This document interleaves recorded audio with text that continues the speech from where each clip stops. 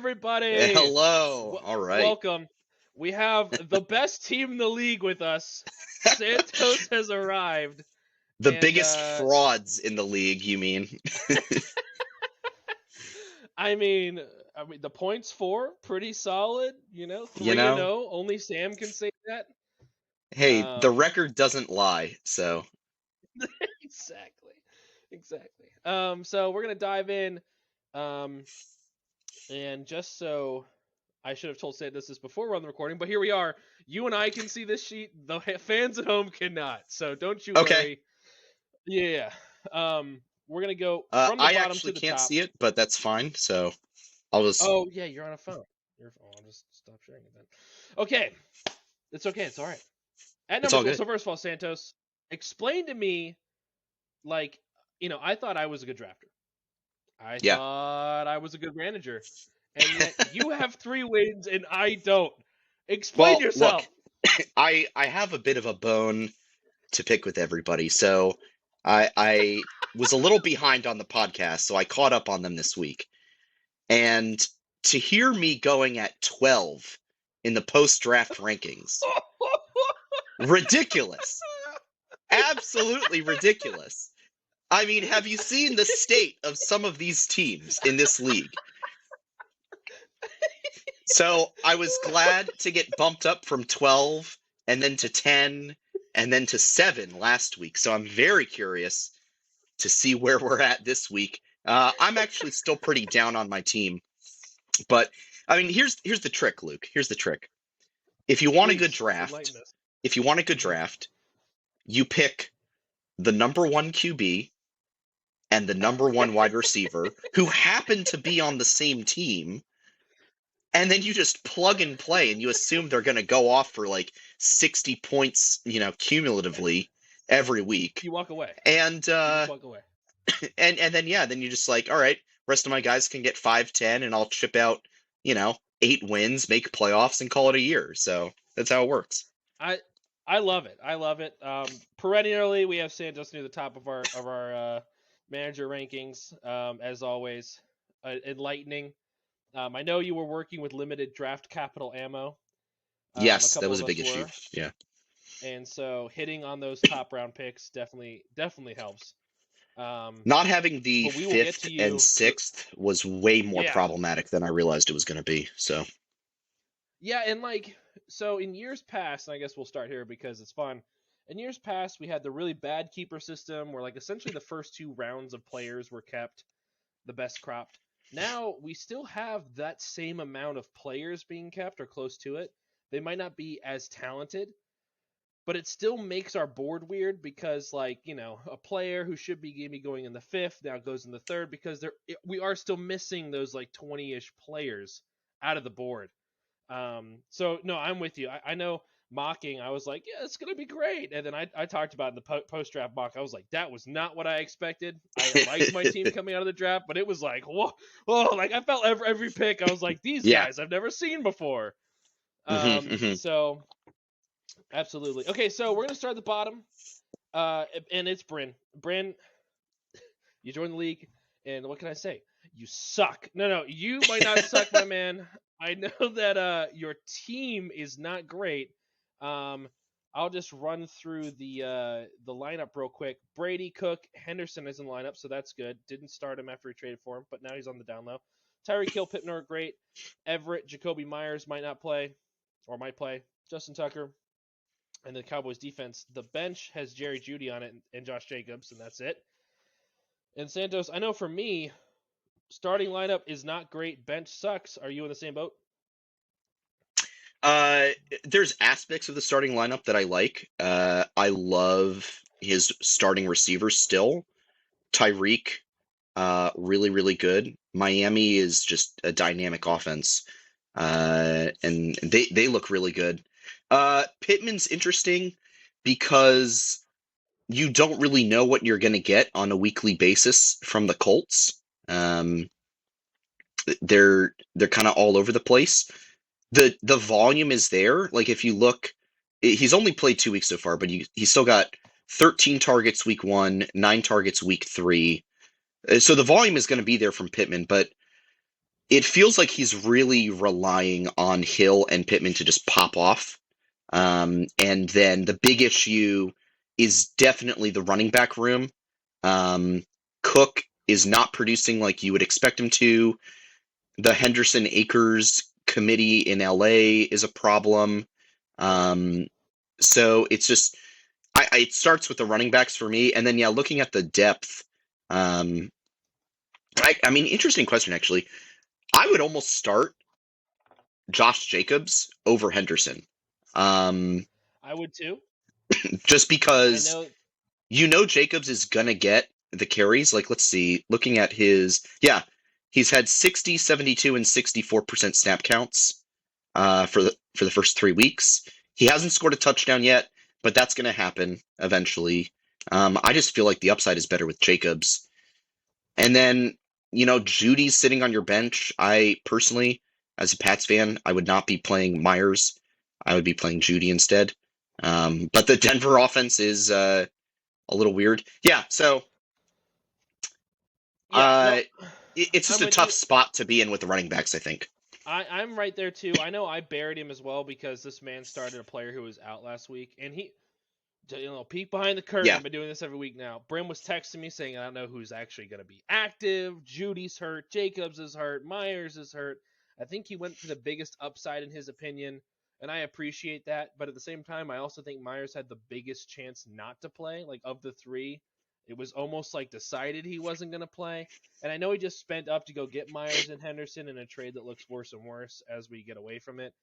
But yeah, I think this is Bryn has only been playing fantasy football for about 3 years now. I think we're seeing some of the rookie aspects of chasing the points in Henderson, not really looking long term, and I'm assuming he's going to work around it. I will say, I spoke to Justin Kobayashi across the week about this too. I have loved trying to trade with Bryn. Bryn has not been a pushover at all. He is very firm in what he believes. If he believes something different than me, that's different. But he is a great trading partner. So if any of you guys are trying to trade with Bryn, it's fun. He's a riot. Yeah, I am looking for another receiver, Bryn. So if you're trying to sell, hit me up. Yeah. Try Jacobs. I've been trying Jacobs for weeks, man. Or not Jacobs, Judy. I've been trying to get Judy for the entire season. Judy, No dice. Pittman looks good. Hey, just let me Yeah, know, any man. of them. I'll buy. Yeah. The Um. last thing I'll say about his lineup. Uh, Please stop rostering two kickers. Um, Looks bad. you have Tucker. You don't need Folk on your bench. Please cut Folk. Just do it, please. I love how he's cutting other players. Like, it's not like he hasn't, hasn't really made moves. He's made roster moves and just cut other players. Okay, so moving to 11, the man 0-3 with Bryn. I think they're the only two 0-3 teams. They are. And it's Ken. Ken had a good week this last week. Unfortunate, he was playing a Mark team that just popped off a little more. Yeah. But Ken has some upside. I'll just take the lead on this one. I don't think Herbert. It looks like Montgomery might play or is day to day, so that's an unclear situation. But Khalil Herbert is a great piece to have, either as trade ammo or a spot start. Like, it's a great player to have on the bench, and there's some upside there. Singletary too. I think Singletary is like flex play worthy every week just because the potential to be the touchdown guy. He's getting snaps. This last week against Miami was the first time that we saw Buffalo really struggling or not like just mounting a ginormous lead, and Singletary was on the field a lot. So that's really like 73% of snaps as opposed to the 50s before, which is kind of showing that, when they care about the game, when they're really trying to play, Singletary's in the lineup, which is good. I think he's just had kind of a disappointing, the Bills have been up by 3 scores, and then they just put the backups in because no need to try to hurt him. And Henry, you got Henry, Debo, Drake London's been a dud, or a star in the rough, diamond in the rough. Higbee's actually been kind of consistent, like as far as the bad tight ends go. And Thielen scored his touchdown. So the team has upside, but 0-3 is a really bad spot to be in. Inconsistency from Sanders and his quarterback, who should be a star, is concerning. And yeah, Ken is kind of. It will be difficult to start the right lineup each week, which lends to missing out on big points. Yeah, I mean it's a tough week for Ken for sure. I just counted it up. He would have beaten 75% of the rest of the league. He would have only lost to you and obviously Mark, and there was one other person I think that he would have. Actually, no, that was it. He only lost to you and Mark this Yep. week. So that's just a tough, beat to be dealt. But I do feel like this is kind of the ceiling for his Yes. team. Because there's the Henry touchdown, there's the Thielen touchdown. Drake London checks in. Drake London, I do like him, but if you look, 3 for 6, 54 yards and a TD, so not a ton of volume that you would expect from him. Um, but yeah, finally the Thielen TD. I mean, but the thing with some of these guys is like you need that touchdown for them to be breaking that 10-point barrier Yeah. that you're really looking for. And Miles Sanders looks rough. Yes. Derrick Henry finally produced, but yeah. And then it's a big question mark with Herbert. I would not actually have rolled out Herbert in my starting lineup this week, just knowing how beat up he was. So And if he started Mariota, I guess it wouldn't have been much better. But yeah, it's just a place you don't want to live right now. Like yeah, he luckily got to keep Herbert at a good value, but that's someone you were kind of relying on being a stud, and the yeah, injuries set him back. yeah. I I will say, and we'll get to FAAB, but Ken put in he's made some moves, but this is the first time Ken has actually spent FAAB, and it was a great bid, so we'll get there. But Ken, looking at you, buddy, looking at you. All right, going to 10, and at 10 we have a 2-spot drop, and it's the guy who's trying to get back to where he loves to be. I like 12th. It's Jacob. Jacob, we know your name is I like 12. We know you were the last year, but you don't actually want to be there. Okay, you got to go. You're turning the wrong way. You were at 4 2 weeks ago. Now you're at 10. Santos, alarm bells. I think. You yeah. know right where to start. Well, I mean, I did play him this week, so I've got that firsthand experience. Staring at the roster Uh, all week. well, here's the thing: is going into, I think it was the Sunday night game, right? Yeah, Denver, San Yeah. Fran. I thought I was taking the L, and then I watched some of the worst offensive performances I've ever seen in the NFL between both the 49ers and Denver. Russ could not hit a target. Javonte Williams, they gave a lot of snaps to Melvin Gordon. And Mike Um, Boone. Like, what is yeah, happening? so really, 45% snap count for Javonte Williams, pretty concerning there. Um, he doesn't have like a stud running back. People thought Williams was going to be the guy, but he's not. His wide receivers still look pretty good. McLaurin had a good week. Jefferson a dud, but that's not going to be every week for Jefferson. I think this Yeah. was like a total fluke scenario. Um, yeah, his and then even in his flex, like Gibson, his score was only saved because he scored a touchdown. Otherwise, Gibson's only giving him like 4.5 points. So it's tough because he's got Gordon also on the bench.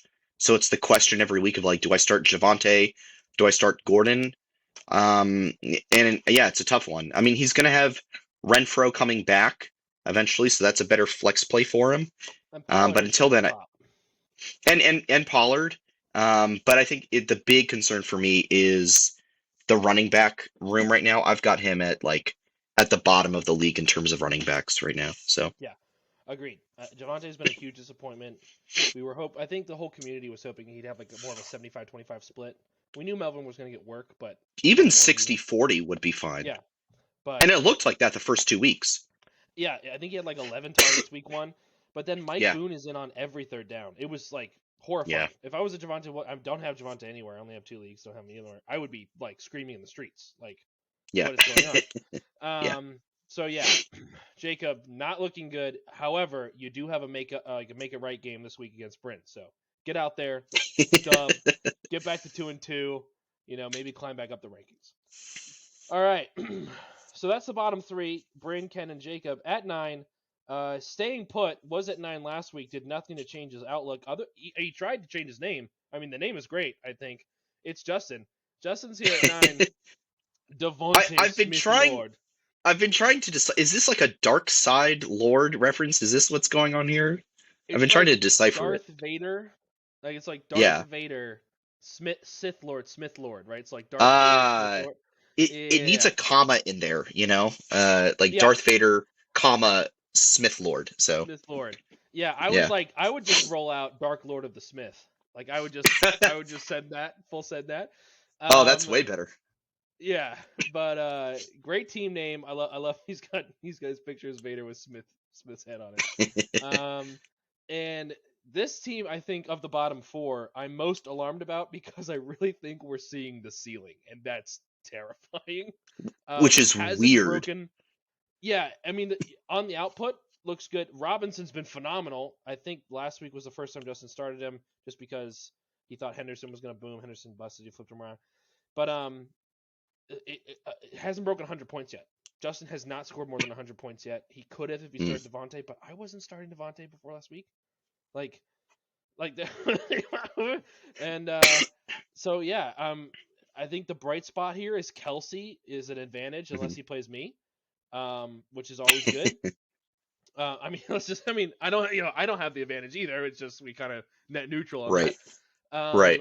But Mixon's been disappointing. Higgins has been in and out of the lineup. I think he looks good when he's in, but he's been hurt twice. Hopefully, Devontae Smith does turn it around. Like I said, I was speaking with Justin earlier, and we kind of both see him as like Mike Williams at home.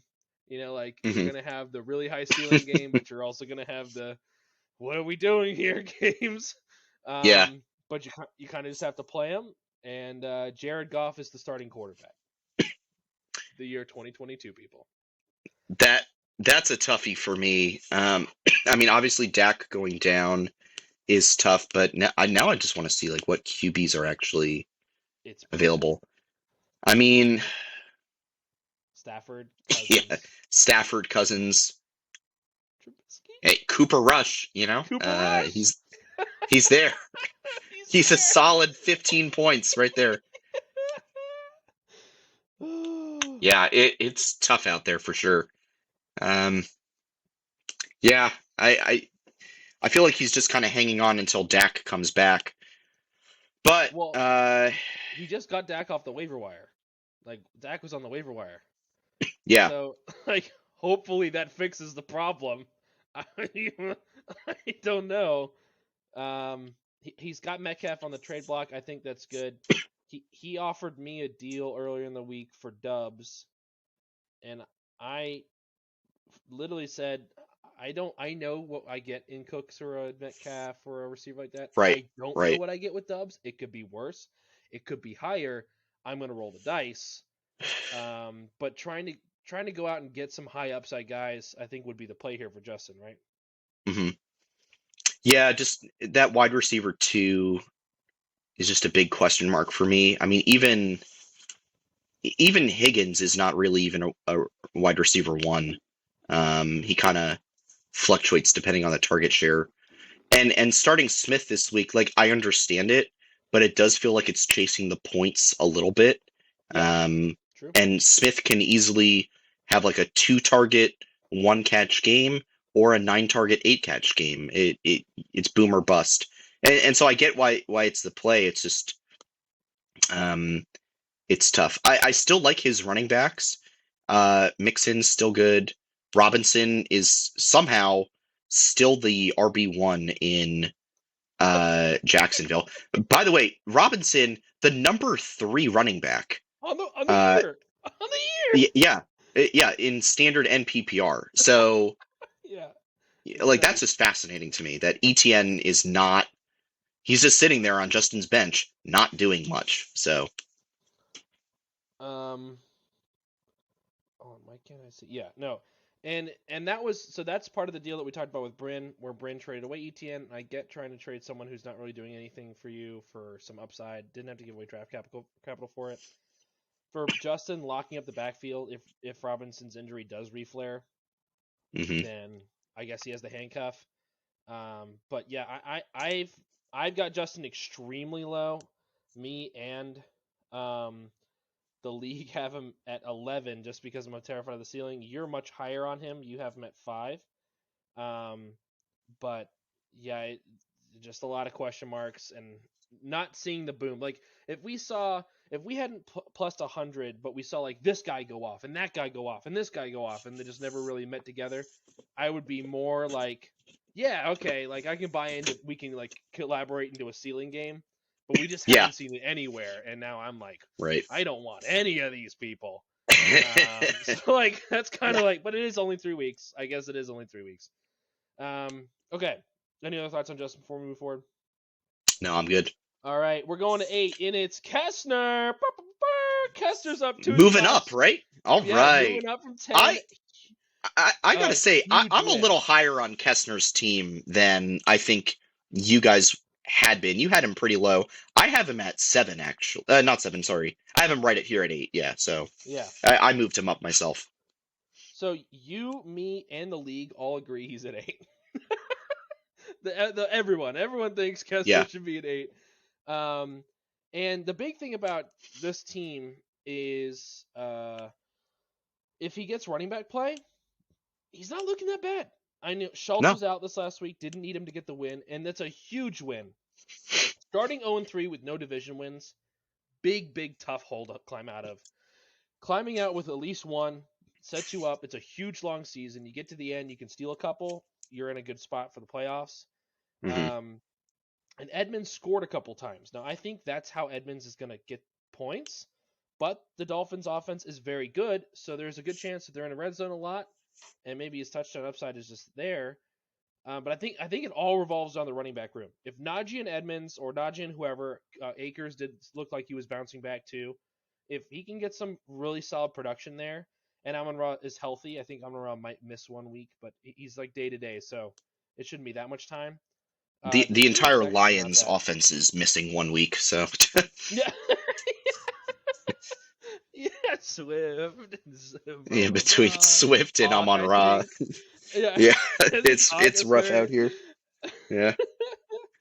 But yeah, I'm with you. I think there's upside, and honestly, this is the guy that I penciled ahead. I was really low on him week 1, but I believe in Kessner as a manager. And he's going to continue to do what he did. Him and I just executed a trade. Let me get your opinion on that. For me, it's long term. I'm a homer. I'm a big fan of Pickens. Yeah, Ayuk for Pickens. Yeah. So what do you think about that? It's interesting. I like Ayuk. Definitely as a flex. The target volume has been there the last couple weeks. When Garoppolo stepped in, it really turned around. Yeah, he's got the touchdown from last week. So I think there's something there. He's an interesting flex play. Yeah,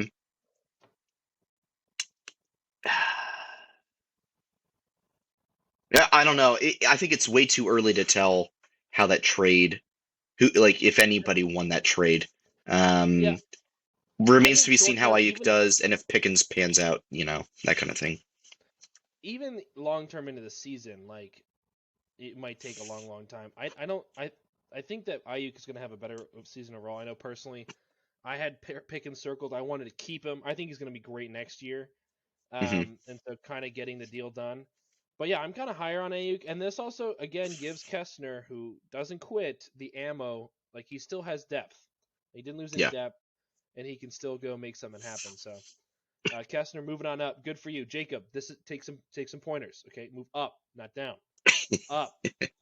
I'll just say about Pickens looking good next year. Maybe he'll look good if the Steelers manage to draft a decent quarterback to replace Trubisky. So Hey, what? Pickett's gonna be great. Pickett's gonna be. Oh, I totally forgot about Pickett. So whenever Pickett starts, the Pickett to Pickens connection.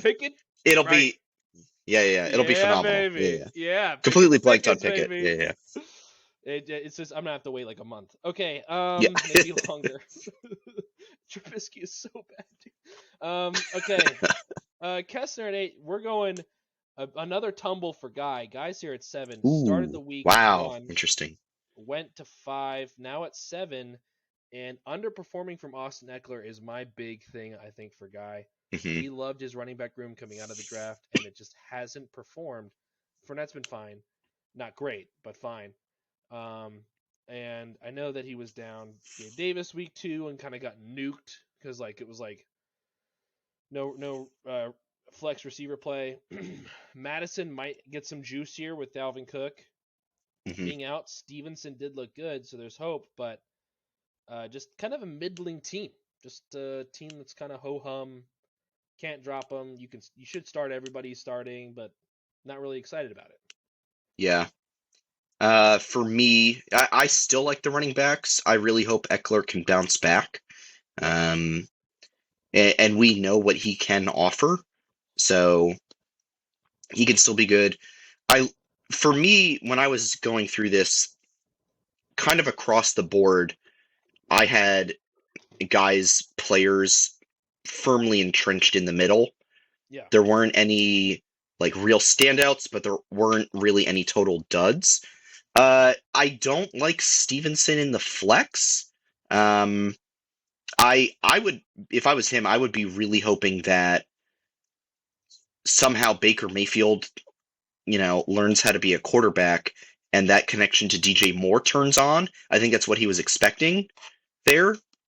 I mean, I feel like I would yeah, be playing DJ Moore in the flex, but um, nice to have the Madison handcuff.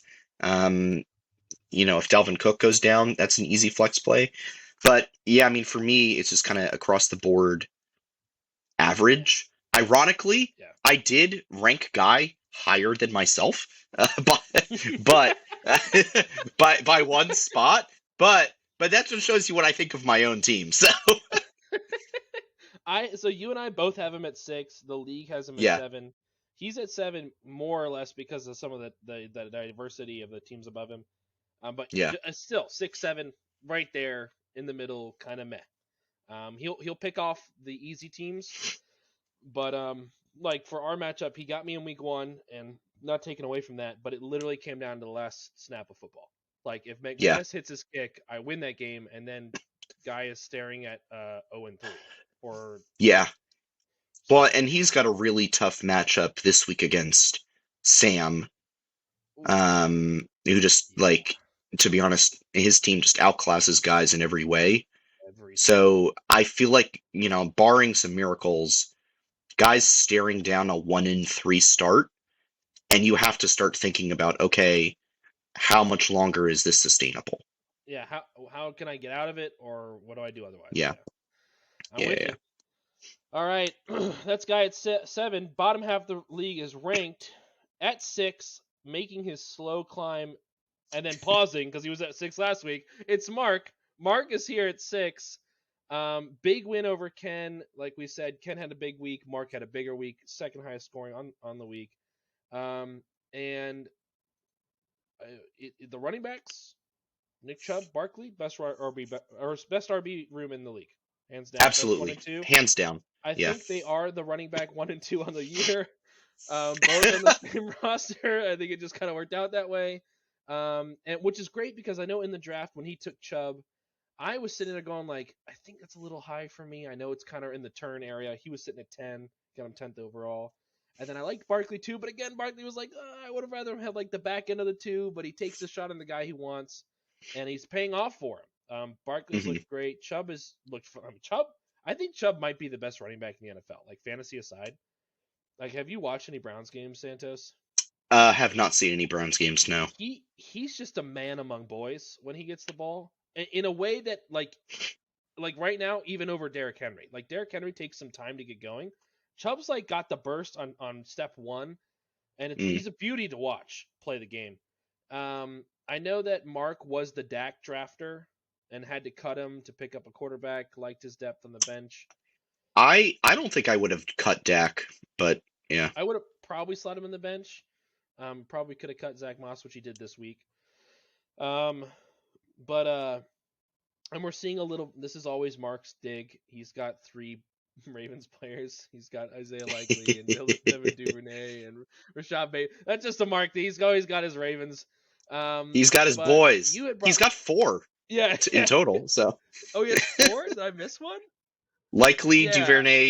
He's got Justice Hill and Bateman. Oh, I didn't see the Justice Hill pickup. Yeah. So we were talking before we hit record, and you had brought up a really good point about judging receivers across the league that impacted, because you have Mark at 9, I have him at 3. That's where I've got Yeah. Mark. Yeah. So big. So some massive variance. Yeah, massive variance. But you kind of convincing me to lower him a little bit, and so could you share those thoughts, because I thought they were fantastic. Yeah. Hopefully, I can remember the thoughts. So the big thing for me with Mark's receivers, like I said, love his running backs. Yeah. But for me, the receivers, like if you look long term, and that is sometimes how I do like the rankings. Like long term, Marquise Brown, you're going to have Rondale Moore and Hopkins coming back. Yep. And once that happens, Marquise Brown's value plummets. And he goes from a guy who's getting, like, he got a ton. He got 17 targets. He's not going to see 17 targets every week. He's going to see somewhere between that 6 and 11 that he got week 1 and week 2. But I feel like it's going to go even further down because Moore's going to be back, and Hopkins will come out of suspension. And once he does, now the Arizona offense will probably look really good. But you're going from being the sole guy that Kyler Murray can throw to being one of 3 guys. And so I feel like the value there is going to plummet. A.J. Brown, and he's been interesting. The volume is there for sure. I'm just not super convinced totally by him yet. He is the number 7 across all. I think he's really good. It's just Marquise Brown. And then like Bateman had a dud week. And then I just don't like the rest of his receivers in comparison to what the rest of the league has. So, and this is kind of what you were talking about, is that I feel that across the league, almost every team is super stacked on receivers, except for like me and Ken and who is my other guy? It's like me, Ken, and Guy. Everyone has 2 fantastic receivers.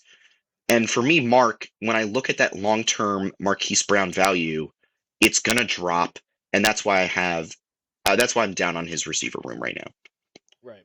And so yeah, and then if you take the line that his receiver room isn't an advantage, which I can buy into, like the rest of the week have good receivers, then you don't have an advantage at quarterback, don't have an advantage at tight end. Your RBs are your sole advantage week to week, so I can see being more down on him. Yeah. But yeah. Yeah, Knox has been a huge disappointment in the tight end department as well. Yeah, and a lot of tight ends are like, it's kind of Andrews and Kelsey at the top, but then you're cycling.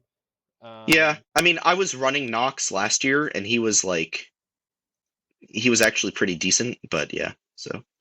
I think the emergence of Gabe Davis and the slot play of Isaiah McKenzie / Jamison Crowder has really helped kind of take the targets away.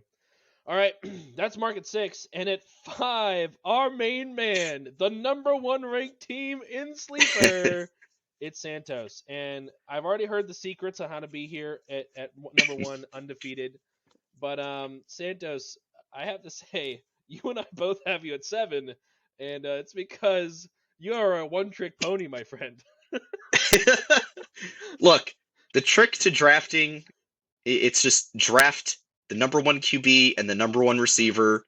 You lock them in, plug and play, and then you just, you walk away. You assume they're going to get you 50, 60 points every week, and then you just try to get 5 to 10 from everyone else on your team, and you scrape out 90, 100 points. You take some wins. So that's how you do it.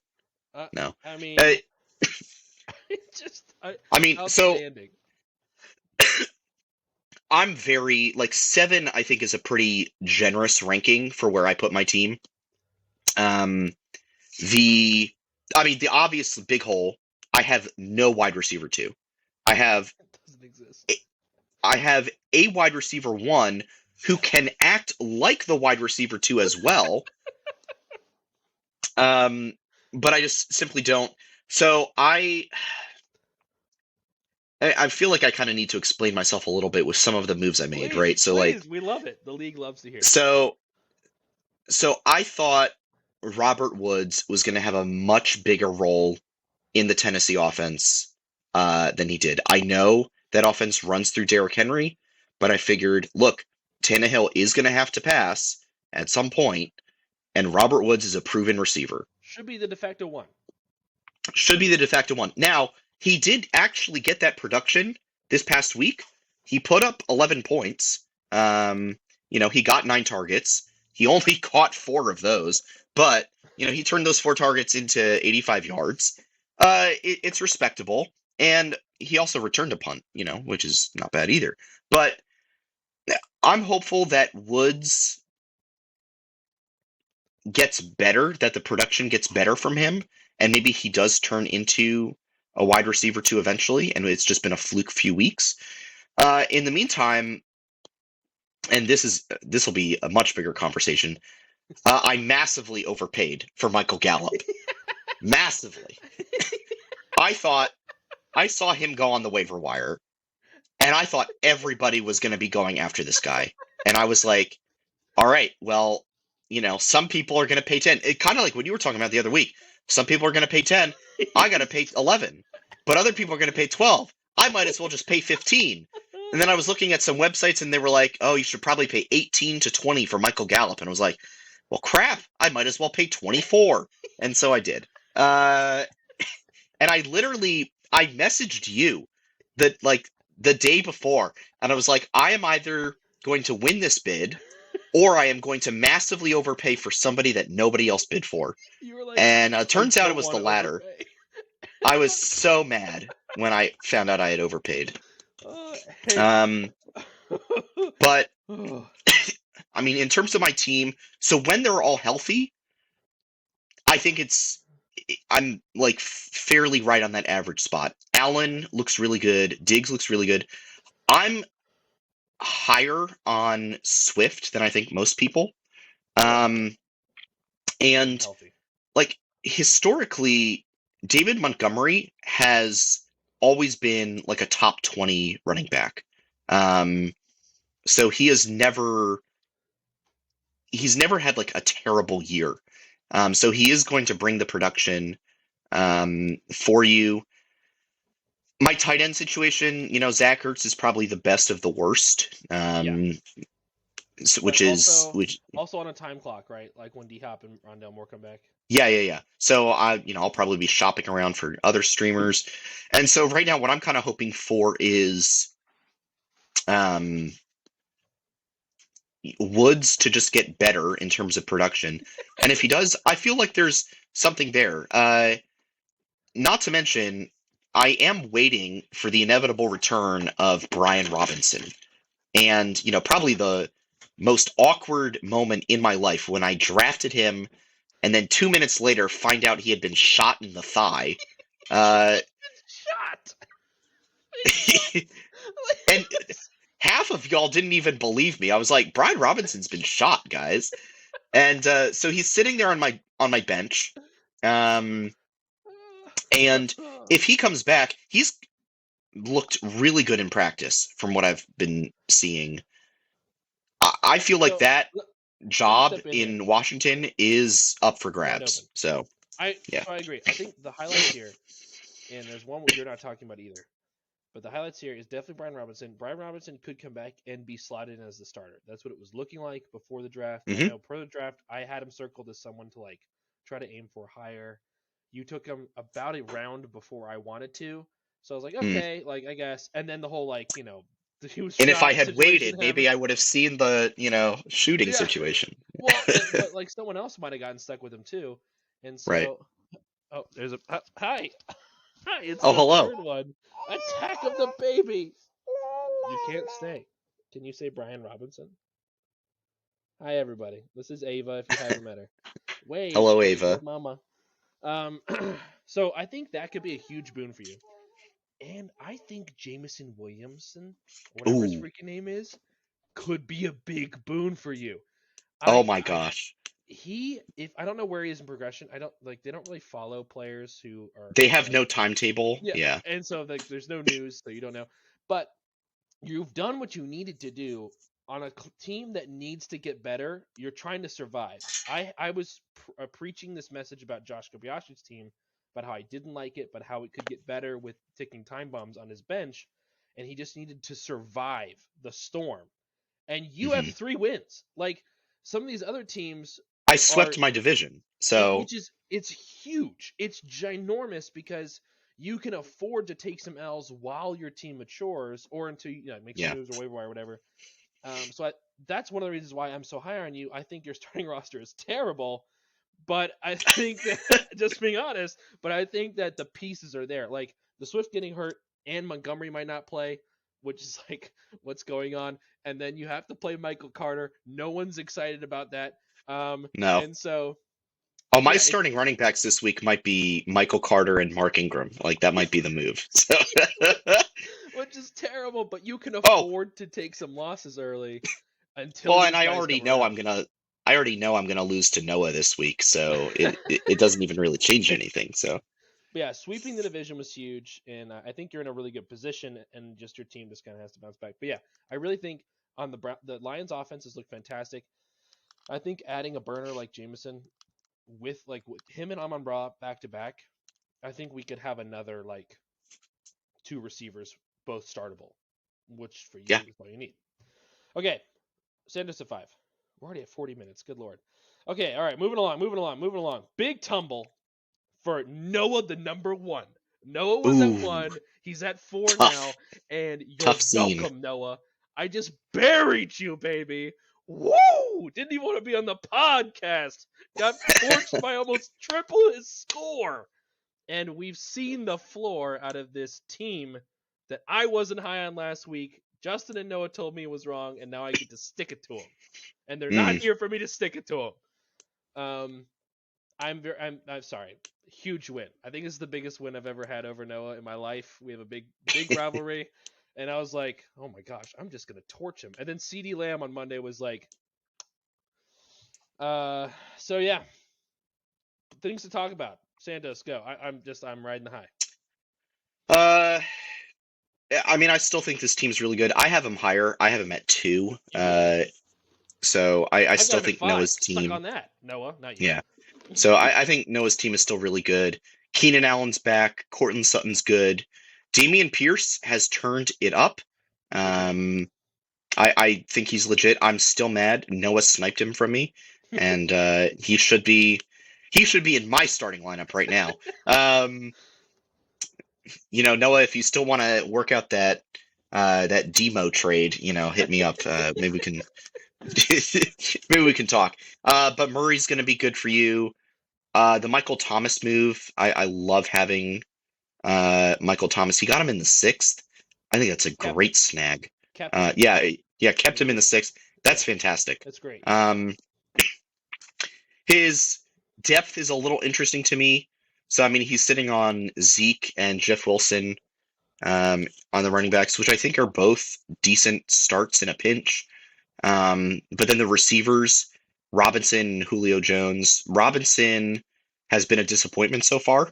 And Julio Jones, I mean, who knows? The Tampa offense, no one knows what it's going to look like week to week. So They don't know. Tampa they doesn't know. Tampa doesn't know. Tampa doesn't actually know if they're playing this week Yeah. because of that hurricane that's coming through. So they might have to play that game in Minnesota. So is what I was seeing. So it's just the depth is a little weird for me. And Waller has not been a huge hit. He's been kind of there, but not really.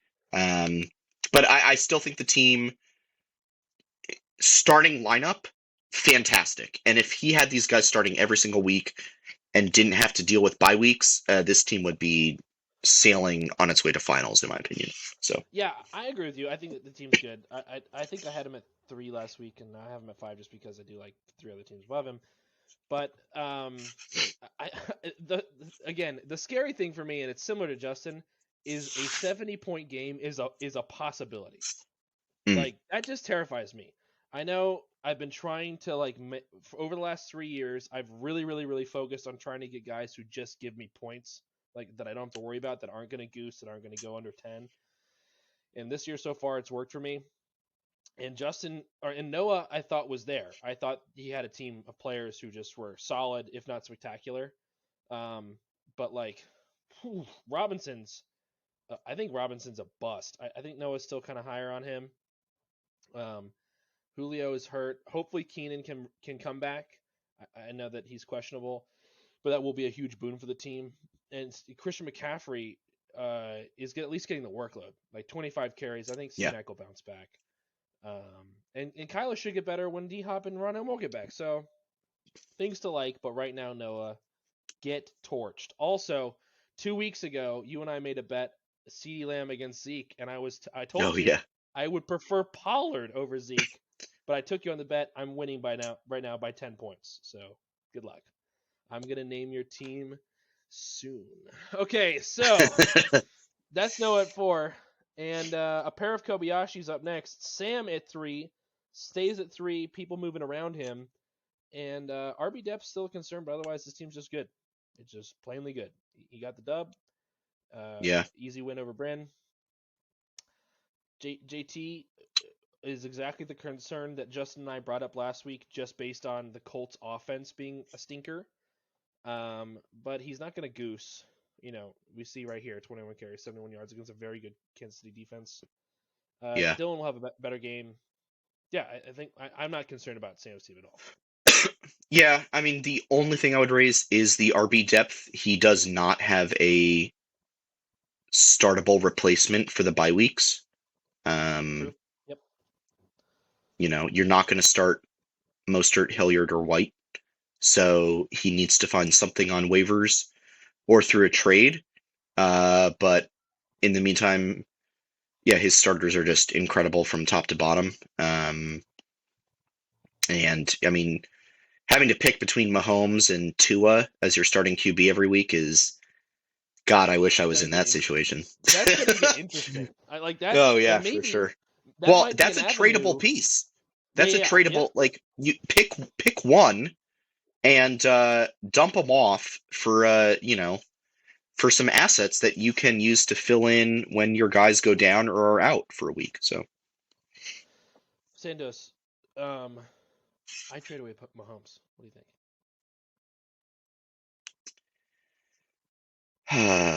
Thinking about it. I trade away Mahomes. Wait. Get more from Mahomes, and I play Tua rest of season.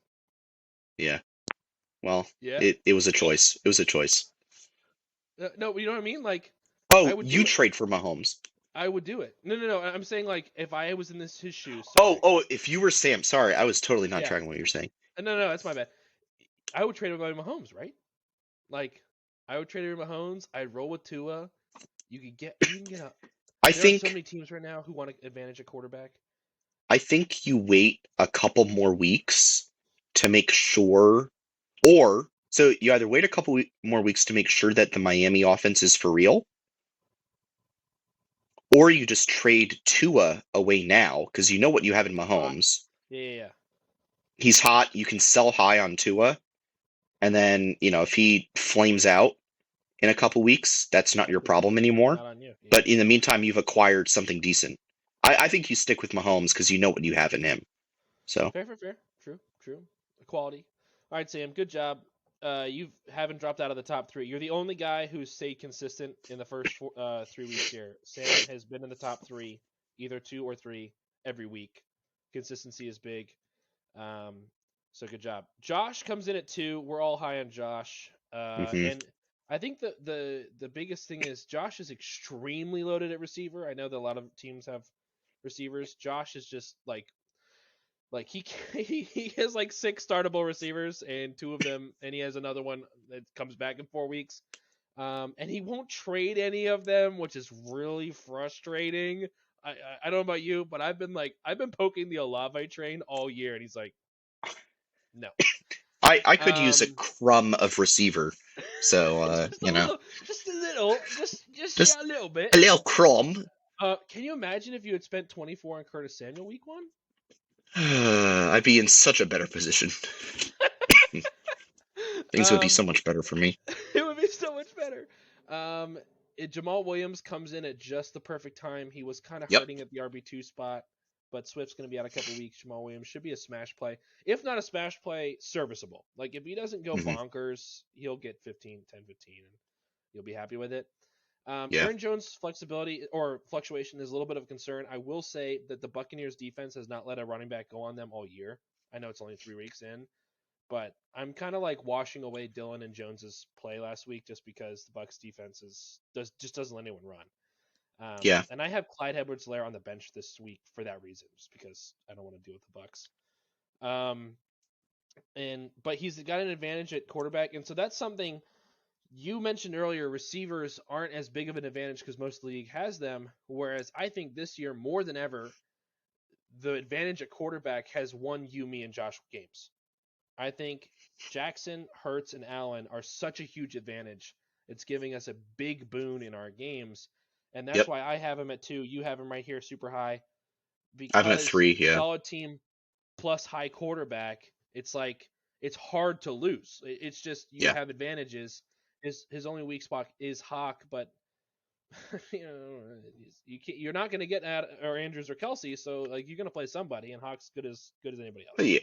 Yeah, you're looking for the best of the tier 2s in the tight end department if you don't have those guys. So yeah, and I like his depth. Dobbins is going to come around. Hopefully, they kind of eased him into action this last week, and Hunt is always a flex play. Like there are teams. Well, and then he's got. And then he's got Hopkins sitting on his bench, like, just waiting for that to go. So eventually he's going to have a real tough time deciding who to start in the receiver spots. But I do feel like between Hopkins, Godwin, Olave, there's at least one tradable asset in there to shore up your running back room. And you don't really lose anything in the receiver department. So I would agree. I would 100% agree. I think you could package deal, and you could package deal like Hunt and a piece to get a consistent RB2. You know what I mean? Like someone who's value a team. I think for you, Santos, like if he went to you right now and said, "Yo, Santos, I will give you Kareem Hunt and Curtis Samuel. I would like David Montgomery." I would absolutely consider it. Yeah, like it's in, like that's an avenue. You know what I mean? Like you're in conversation and it doesn't hurt his team at all. It helps your team. So like, things to consider. But yeah, Josh, you're in a great position, and you were someone, as I said in week 1, I was like, Josh needs to survive until his pieces come around. Joke's on the league. He's crushing it, and he's not at full strength. The team is on the come around. Okay. Yeah. Josh, good job. And here we are. The podcast might as well be called the Luke Laparo Vanity Show. Oh, boy, and I'd be okay with it. But here we are, baby. I told you all last week. I said, I have myself at 1. The other rankers doubted. They said, no, you shouldn't be at 1. I said, watch this. I'm playing the number 1 team. And not only did I beat him, I destroyed him. And Santos, there are no holes. There are no holes on the roster. There's no holes on this team. It's actually... It doesn't exist. It's the perfect team. Yeah. Receiver depth. Start like I have no qualms about any of the starters. Yeah. Maybe okay, so I see Patterson's listed as a running back. So you're good on the running back depth. You even got Breece Hall in there. What a steal. There's a couple guys on your bench that I'm not sure why they're still sitting there, like Zamir White. But he's not there. I don't know where you're looking. Oh, he's not. Oh, was this maybe last week? My bench right now is Clyde, and as I mentioned, the Bucks. I like Clyde's usage and stuff. I know he had a touchdown last week, kind of saved his game, but I don't want to play with him against the Bucks. Jalen Warren, Jordan Mason, Josh Palmer, Romeo Doubs, and George Pickens is my bench. Yeah. So like. Yeah, it's good, and you've got young talent as well, Pickens and Doubs.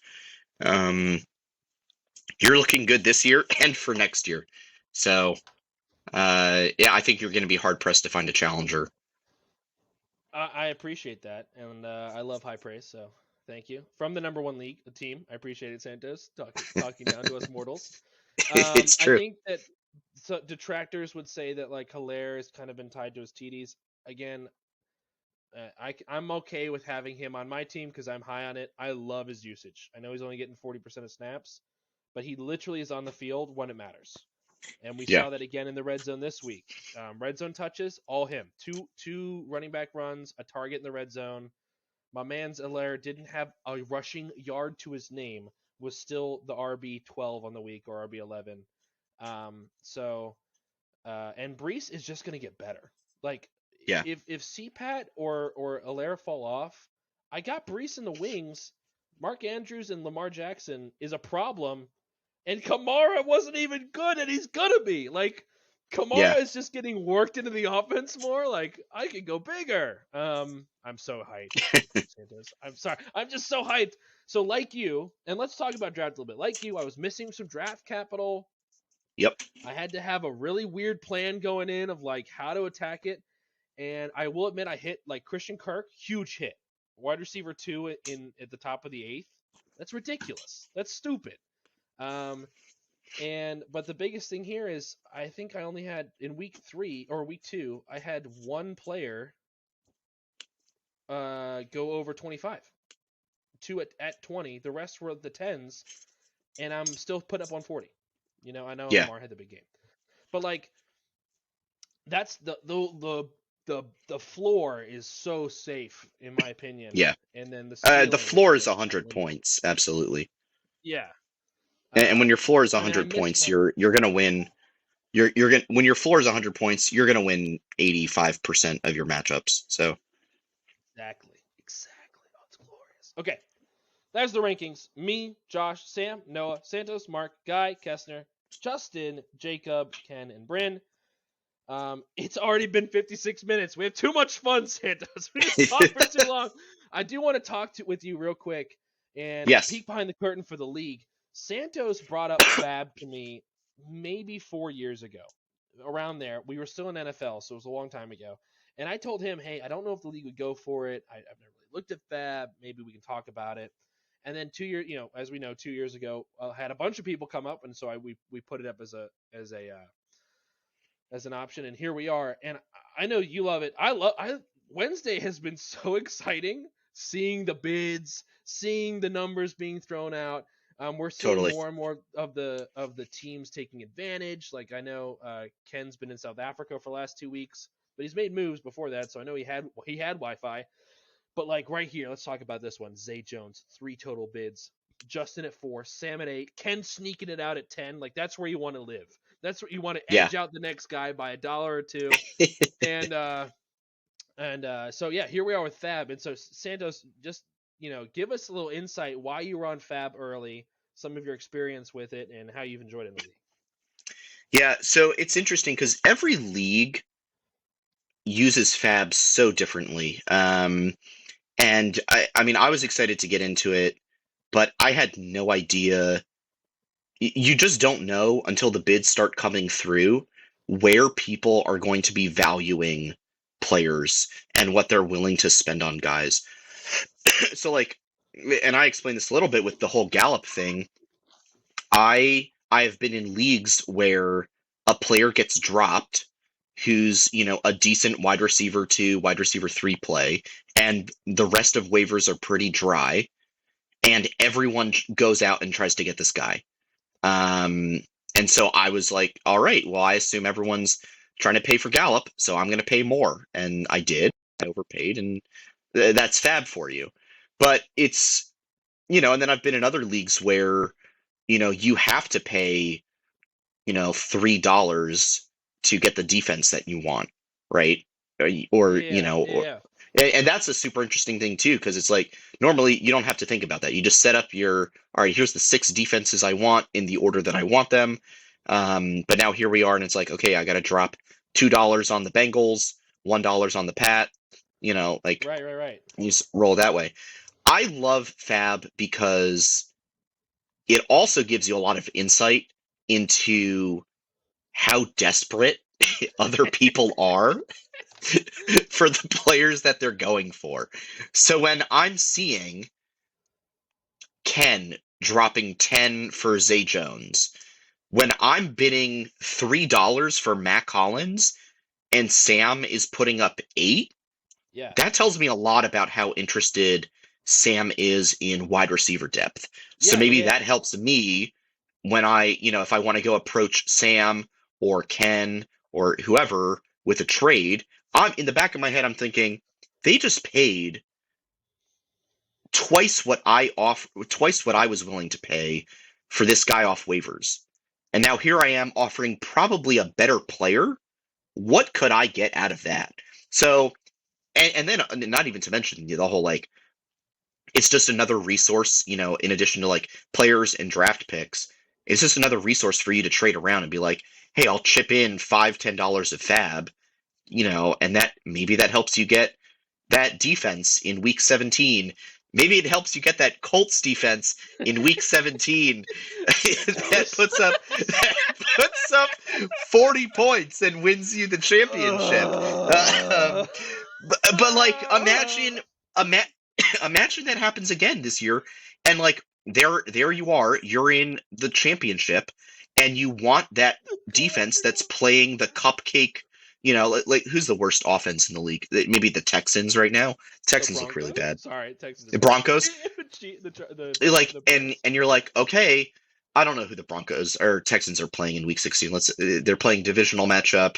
It's all right. They're playing Jacksonville, right? And you're like, all right, Jacksonville's a fantastic defensive streamer. Whoever gets them, all of a sudden, Jacksonville gets 15, 20 points. But who's paying more? Right. And who's willing to, and who has managed their FAAB all season long so that at the end they can drop that $5-8 bid. So I think there's so much potential within it. There's a lot of strategy. There's long-term strategy. I know I've been dropping cash on guys. I did not. I put in one bid this week and I didn't even win it. So I went a flat 0 this week. I'm trying to let everyone catch up to where I am in FAAB. I'm So with you. I'm with you. The Jalen Warren, I explained it in the previous pod why I dropped, but it was the same situation. I dropped 22 and I was the only guy bidding. I was like, are you but kidding that me? is but for me that's the beauty of FAAB. If there's a guy that you want, then you can go out and spend for it and you can just take him.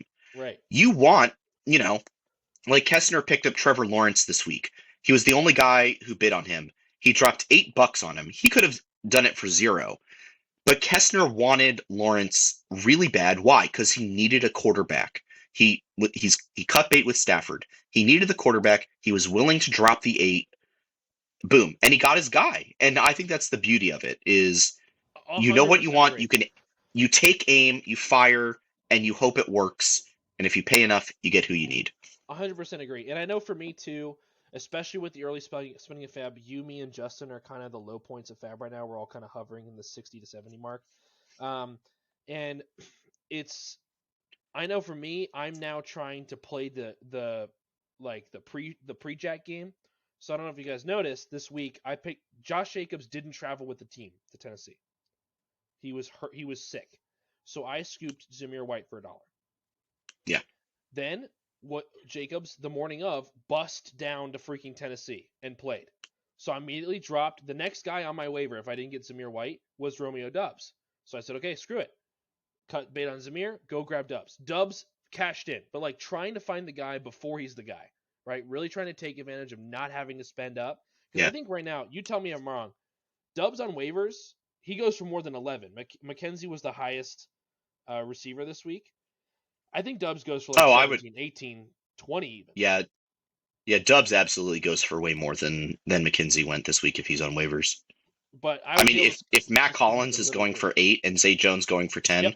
yeah, Dubs goes for way more than that. So but I was able to pay nothing for him. Whereas the flip side, I paid 22 for running back. I was the only one that wanted apparently. So it's this crazy back and forth. And I love how you said you can go out, you get your guy, you're managing your FAAB at the end. And the trade value too, like my trade with Kessner, the FAAB was the defining line. He wanted to give me Mooney, and I said I don't want Mooney. I honestly think Mooney can be cut. I think he's terrible. But I said, but you know what will sweeten the pot for me is toss me 5 FAAB, and we can make this happen. And so just another avenue, and you guys know Lamar did the deal. I love trading. Trading is my life. But yeah, really interesting to see the waivers go through and how we evolve. I think the league has already made steps in changing how they bid for things, and we'll continue to see that. And as a reminder too, guys, your FAAB, remember, does not roll over. So you want to have 0 by the end, not earlier, but you want to have 0 by the end, because you will get a fresh hundo next year. All right. Yeah, if you're ending the season with like 30, 35 FAAB, you've done it wrong, in my opinion. Yes, so I agree, 100%. Okay, cool. Well, that's all I want to talk about. Sandos, always a pleasure to have you, my man. Always great to be on the show. Please defeat Noah for me this week. That would be great. Unlikely. I have a very tough matchup, dude. Last week I'm at 2. I played the number 1 guy. This week I'm at 1. And I'm playing the number 2 guy. It's like I can't dodge them. Like they're all over the place. Well, join. You need to get put in the division with like 2 bottom 3 guys, and then turns out you just get some nice, easy divisional wins, and you're 3-0. And Sleeper thinks you're the best team in the league, which is a complete farce and not even remotely close to true. So, coming around. But yeah, please defeat Noah. I will. It's going to be tough against Josh, so I need that game advantage. And one last thing for me. Please. If you guys made it to the end of the pod and you're still listening, David Montgomery, if you want him, I need that wide receiver 2 depth. So shoot me some trades, people. I am willing to buy already. So okay, hold on. I know we're pushing the time. Yeah, I got like 2 minutes. Swift. Can I trade for Swift? I would need something really good in return. I would assume so. Okay, there's the teaser, people. Okay, think about that. All right, everyone. See you later. Bye. Goodbye. And adios.